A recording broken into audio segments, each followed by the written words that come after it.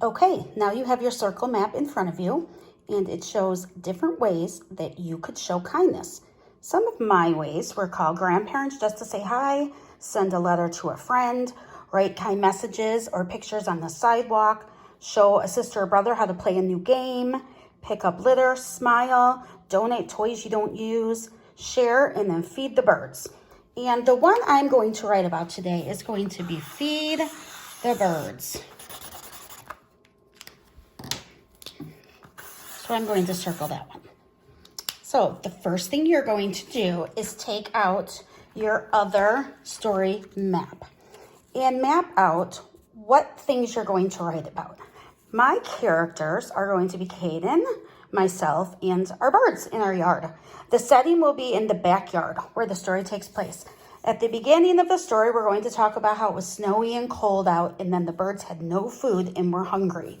And that happens in the middle, and at the end, we made them a bird feeder, so they were well fed and they were happy.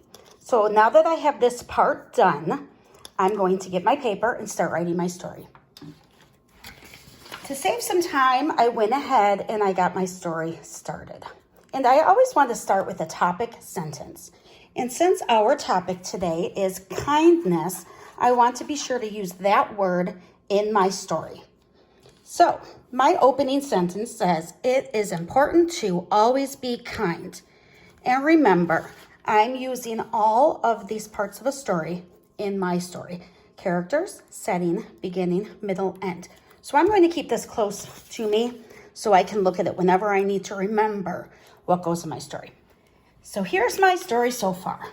It is important to always be kind. One day, Caden and I looked outside and saw that it had snowed a lot. The birds were looking for food, but they could not find any. We decided to make a bird feeder. And I'm going to continue with how that made the birds feel. Now, the birds are well fed and happy. And because that's exciting to me that we made them happy, I'm going to end my sentence with an exclamation mark to show emotion, to show that I'm so excited. And I'm ready to do my last sentence. And again, when we write a story, we try to put the topic sentence in the first sentence and then maybe again at the last sentence. So I'm going to use this word again. So I am going to say, let's read it over again. It is important to always be kind. One day, Caden and I looked outside and saw that it had snowed a lot. The birds were looking for food, but they could not find any. We decided to make a bird feeder. Now the birds are well fed and happy. Now I need to use that word kind in my last sentence. I think I'm going to say, it felt good to do something kind. So I'm starting with a capital letter.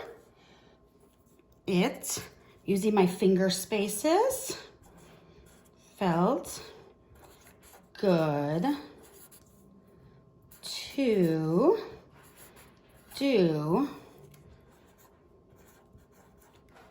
something kind, period. And I have just enough room at the bottom to put my name. So I'm going to write by Mrs. Orlando. And remember, if you're writing and you don't know how to spell a word, that's okay. You can stretch it out and do the very best you can, or you can ask an adult to help you. That is my story about kindness. I can't wait to see yours. Bye.